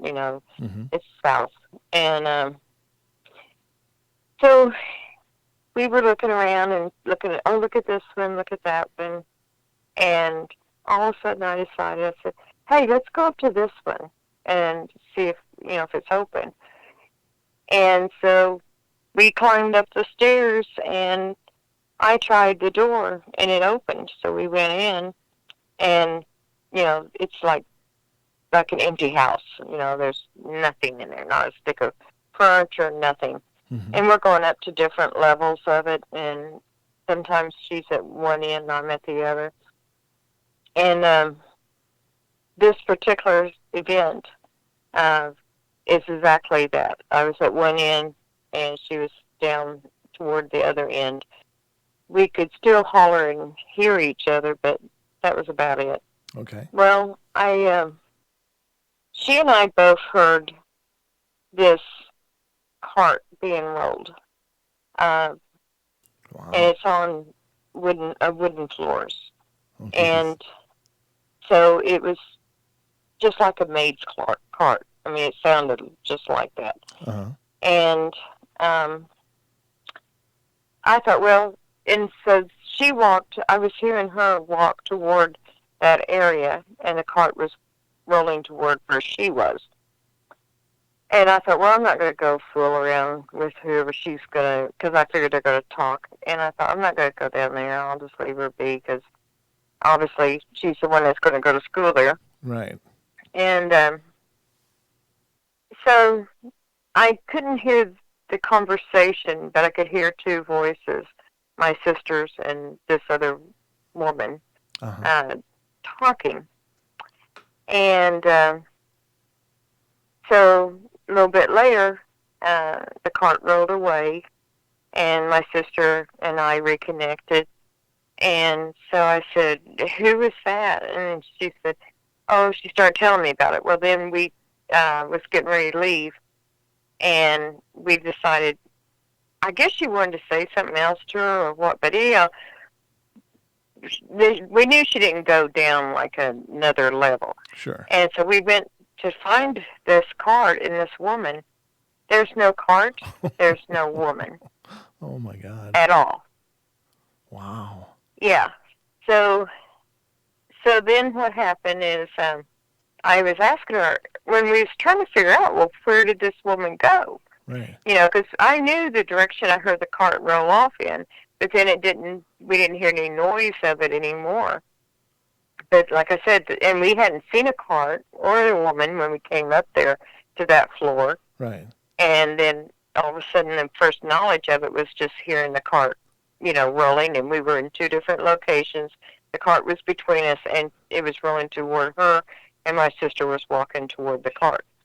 So then we're getting ready to leave the dormitory, and we're walking down. So I'm asking her, what all was they just talking about? And so she said that this lady is not like elderly, but an older lady that would, you know, worked there. Sure. She told her, she said, well, I know you're thinking about coming to school here. And she said, and I know you don't live around here. And she said that I just want you to know that everything will be okay. You don't have to worry about anything. Everything will be okay. Wow. And my sister thanked her and, you know, let her know that, you know, seemed encouraging, something to that effect. And then they departed from each other. So we were still, even with, you know, talking about that, wondered, because when we went down these different areas, we didn't see anything, you know, and when we opened the door, went out, closed it back, and that was it. Well, my sister did go to that school, to that college. And when she's a freshman, and this is like the second half of the year, she's telling some friends of hers that she had met about this incident. And there was, you know, upper class, some of them there too. And not the freshmen wouldn't know this, but the older ones, they said, that couldn't have happened. And she said, what do you mean about the woman in the cart? And they said, no, there's no way you and your sister could have gotten in. She said, we were in. And she told them about, you know, me said, hey, let's go up to that one and look, see if we can't go in. And like I said, we just turned the doorknob, I did, and there we're in. Sure. And they said, well, these things are locked down tighter than a drum, and every article goes home with the students, you know, each and every time that they're out for, you know, any length of time. Every summer, whenever the school years end, the college years end, everything's gone. And, well, so my sister told her, she said, well, told them that, yes, we definitely did get in, and then had told them about the incident. So when you think of all this, I pick out this particular dorm, and who's to say if we picked out another one, if it would have opened or not, or if it was just sounds like meant to be that one, and I was led to it or whatever. Yeah. But then we get there, and then for that incident to take place, and it was just weird that this woman was there to talk to my sister and kind of ease her fears, so to speak, and letting her know, like she'd be okay there. That's awesome. That's a really cool story. So in hindsight, people have actually asked, and we thought about it too, did she encounter an angel? Because in its biblical ways, they always came whenever to make some announcement or whatever. Right. And, to ease. One of the main things that they say when they first start speaking is fear not. What is the equivalent of fear not today? Because we don't speak in those terms. Sure. But if someone tells you everything's going to be okay, don't worry. Yeah. Is that fear not? Absolutely. It was just kind of very, very uncanny and like I never did see the person, but I heard the cart. Yeah. I heard her voice, and I knew that my sister's voice was the other one, but I was too far away to hear the conversation. But it was, just always made you feel weird. I mean, just something to think about, because once she had found out that every one of those dorms are so locked up, you could not get in, but yet we were in there. That is really cool. It's just a strange, very strange situation. It is. But that's all I have for you tonight. Well, it's very powerful, and I've got other things I can. Yeah, I'd love to hear anything else you got. I mean, we're about 15 minutes out till the end of the show, but if you've got a lot of other stories, let me know, because I'd love to have you on the podcast and interview you and let you tell your stories. Okay. If you're interested. Okay. Yeah. Well,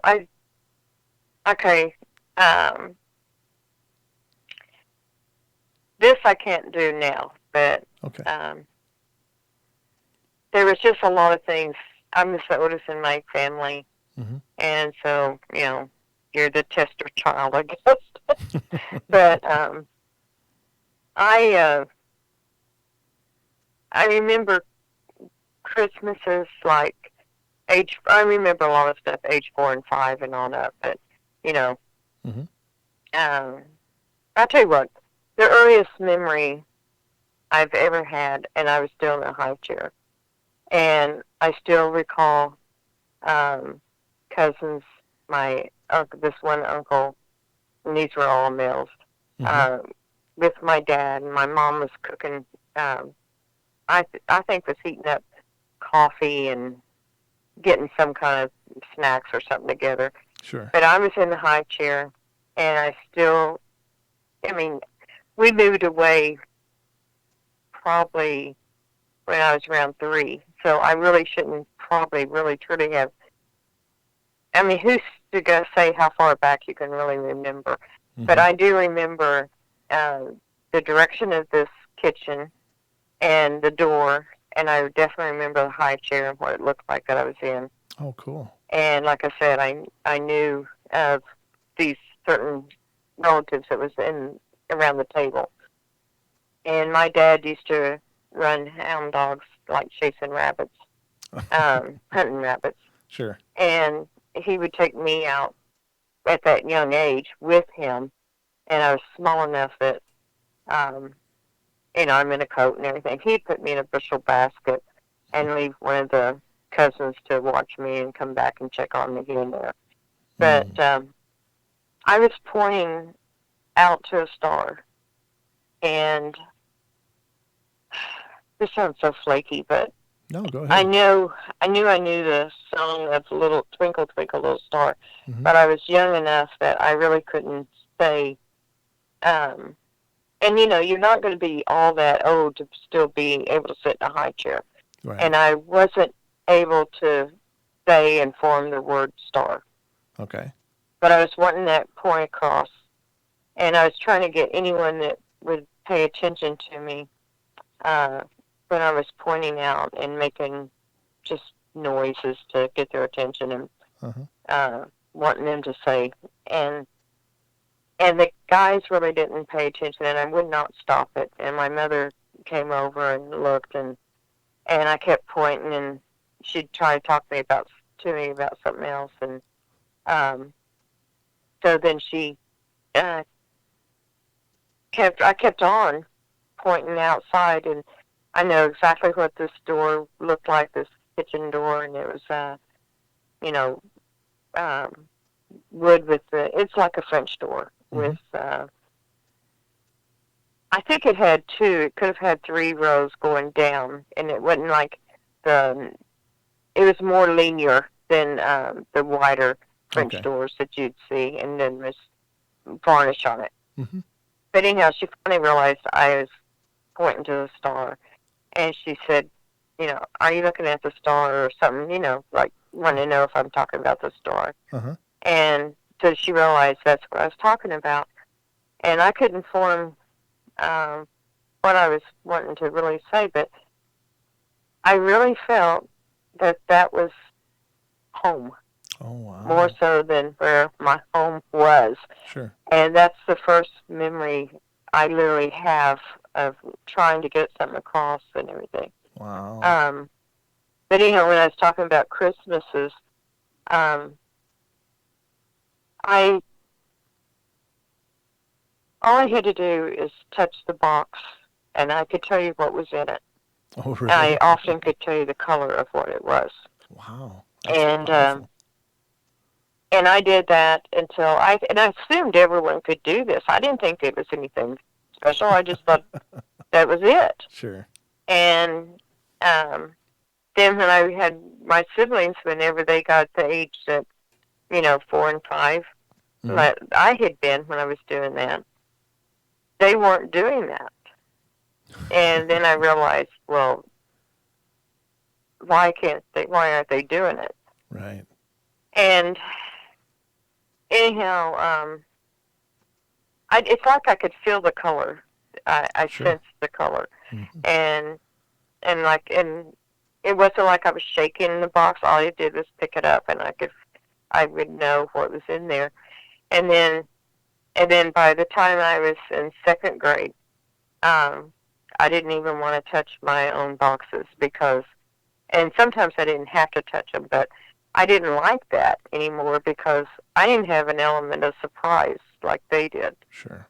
And then I think I literally tried to shut that off, and I think that's why I can't do that today. Oh.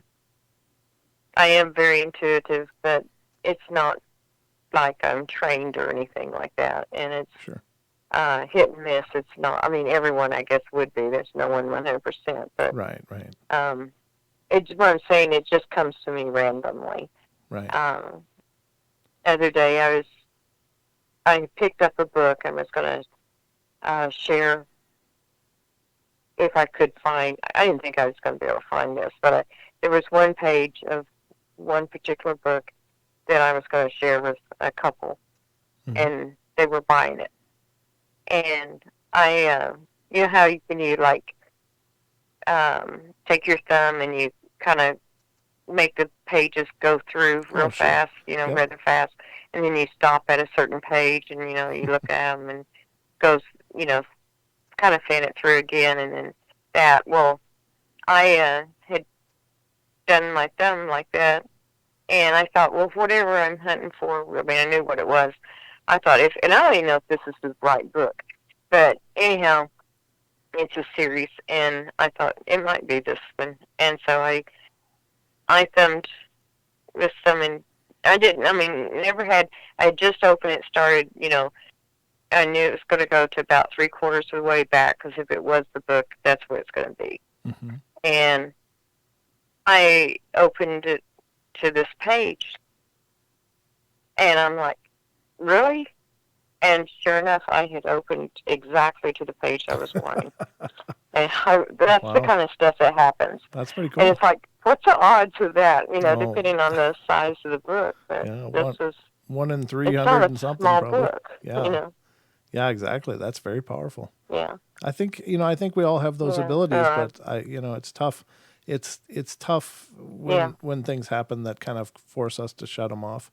But I think it's always there. I think it's always within you. It's just Right. when it happens. I personally think the key is to try to remember when it happens. What was the feeling like at that time, and how can you recreate that? Because there's something to do with a mental state and being receptive. And I think that's the key. And in our society, we're not really receptive. We're just constantly driving and forward and forward and forward. And so for us to remember how to get to that receptive place and really relax into the moment, I think it's there for all of us. It's just we don't always know how to get there. But very cool. Very powerful stories. Thank you so much for sharing. You're welcome. How much time do you have? Is it about time to get off? We got about 8 minutes before the hour, and if we go a little longer, that's fine. But if there's something else you want to share, I'd love to hear it. Well, I'm thinking of a couple things, but I have never heard anyone tell this story, I've never heard anyone have anything remotely like this happening. Okay. Maybe it's something I had watched on or heard on your show. Okay. Maybe one day last week that made me think similar to it. But my sister and I shared a bedroom, and we had moved from the city that we had the backyard experience, and we're living on a large farm/ranch. Okay. And this is an old farmhouse, and some homes, you don't see too many of them do this, but some homes you can go from like dining room, living room, bedroom, bathroom, back to dining room, circle around. Oh, sure. So this is how this house was. And my sister and my bedroom was on one side of the bathroom, in a single bathroom house. And then the bathroom, and so a door leading out to the dining room and into the bathroom. And then from another door in the bathroom leading to my parents' bedroom. Okay. Well, my dad worked a day job and then came home and farmed. And I'm, again, cutting this short, but he has to get up bright and early. There's chores to do, livestock to take care of, and then he's got to go to work. So my sister and I are talking, and where we're supposed to be quiet so everyone can be asleep. And my dad was very stern, and he was not one to. If he meant business, it meant like you do it or you're getting spanked with a belt, and that kind of thing. So he told my mother to go in there and tell us girls to hush up and get to sleep, that he's got to get to sleep. And so she hollered in first to, you guys need to be quiet and go to sleep. And we totally ignored her. And so he's telling her, hey, I want to get up and go spank them, and, that kind of thing. So she finally gets up and comes in, and, the lights aren't on. It's pitch black out in the country, if anyone lives country, ever has, just like, unless you got, like one of those, like a street light, one of those kind of power lights, it's gonna be pitch black. So anyhow, she comes in there and stands at the door jamb and is telling us to be quiet. And we just keep talking. And ignore her, And she's telling us again to hush up, go to sleep, or your daddy's going to come in here with a belt. And now this is summertime, and the only thing that remotely could have spurred this on is maybe 6 weeks earlier, I had bought a teacher's manual of Spanish, and I was getting ready to go into junior high, and I thought, and we had a junior high school combined, but I couldn't find out you couldn't take Spanish until you were like a sophomore, I think. Oh, okay. Well, after just playing with the book for a little while, I realized there's no way I can, other than the words I already know, there's no way I can, teach myself any of this. And so I just kind of pushed the book aside, didn't even look at it anymore. But so my mom goes back to the bedroom and gets back in bed. We're still jabbering away. And he tells her that he's going to come in there and whip us. She goes, no, you can't whip him. And he goes, I can, blah, blah, blah. And she goes, no, you can't whip them. And he says, why? She says, you can't whip them because they are asleep. Oh. So we were talking in our sleep. Oh. Now, these aren't, well, my name's Jenny. But anyhow, but we were using first name, middle name. Okay. But she said when she stopped talking to us, when she realized that we weren't hushing up, we weren't minding her, and we weren't apparently in fear of being spanked, whipped. She said she started listening, and she has to herself and listened. And she said we weren't talking English. She didn't know what we were talking for sure. She said it sounded like Spanish. She thought, but she doesn't know Spanish really either. Sure. But anyhow, we had talked this other language, and it was definitely a conversation going back and forth, give and take. Oh my God. And then at one point, this is where it really gets strange. At one point, we hushed for a minute, and I'm not sure if it was my sister that started it or I started it, but one of us asked, I guess I'll just say A and B because, sure, or A, B, and C and D because I don't know who said what first, but anyhow, one said, what's your name? And the other one said, A, B, like first name, second name. And then that person said, what's your name? C, D, first and middle name. Wow. And then the first one said, I have a sister named that. And the other one said, I have a sister named CD. And then there was a moment of silence, and then they said, we must be sisters. Oh my God. that was it. And now how can you be, this is what baffles me, is how can you be two individual people totally asleep, but yet having a conversation that makes, even though it's stupid sense, but I mean, it's relating to what the other one is saying. Now, whatever we were saying, if it was Spanish, who knows? But as far as the English, my mom stood there and heard this conversation. And that's why, and she just finally said, oh, you silly girls, just go to sleep. Please just, I know you're asleep, just please be quiet. And she went back to her bed, and we were still just jabbering. And that's why she told my dad, no, you can't whip him. Because he's like, he's going to go in there. And she says, no, you can't whip him. And that was why. And so we didn't know, we had no clue, neither one of us, of any of that I told you until the next morning when we woke for breakfast. And she started talking to us and asked us, do we remember, talking last night?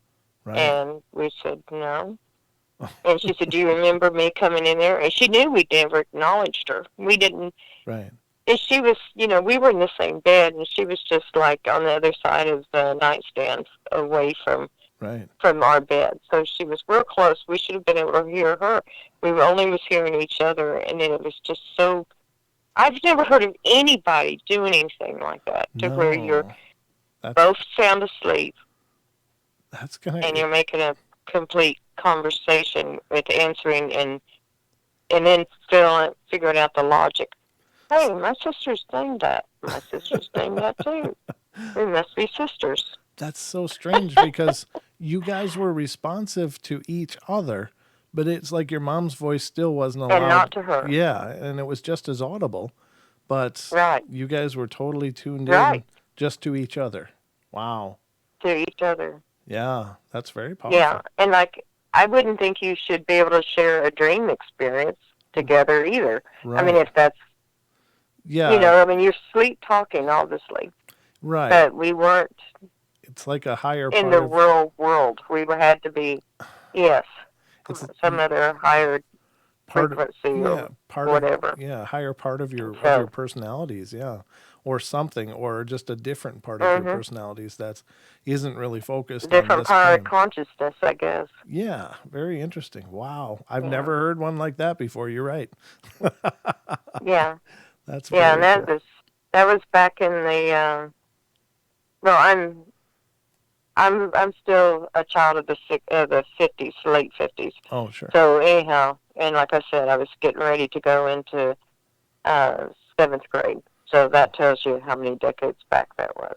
That's and amazing. I mean, I have shared it with a few people before, mm-hmm. but like I said, I've never read anything about that or anything, and I knew that was going to be fairly quick that I could get that told to you and be done with it.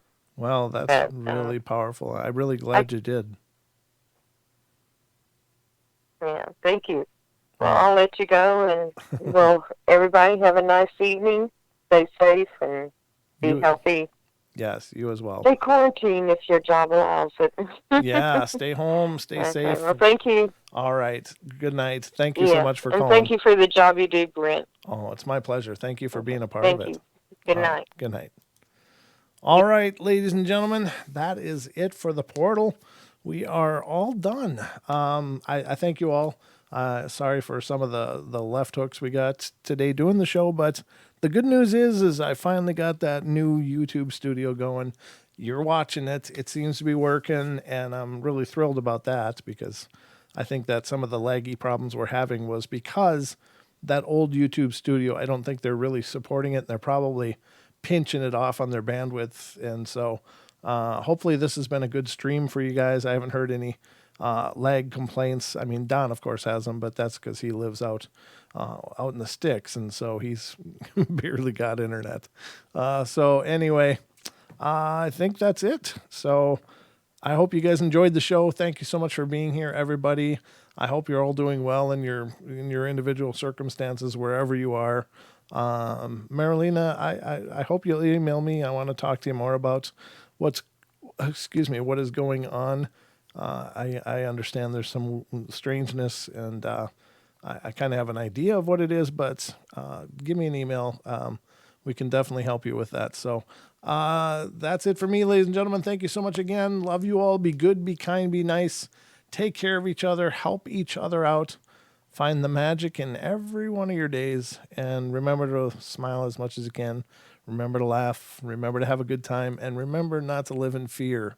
There's a lot of people that are trying to make a lot of people afraid right now with sensationalism and terror and stuff. But I just heard today, speaking of the illness going around, that I think it was earlier today, I thought I read a headline that says, the good news is that now 100,000 people are on the other end of this worldwide, and they're fine. I don't know of any lasting problems that they've had. There was no mention of it, but I think it's a tough time. It's a really uncertain time, but just do the best you can. Don't live in fear. All right, guys. Love you bunches, and I'll be back tomorrow with some more night terrors. And remember, Friday, Ron Moorhead, Mr. Quantum Bigfoot himself, will be on the show. We'll talk to Ron here and have a great time with him. So I'm planning on having the phone lines open for the second hour during that show. If you have a question for Ron, you're more than welcome to participate. So love you guys. Have a great night and sweet dreams. And that will do it for the portal.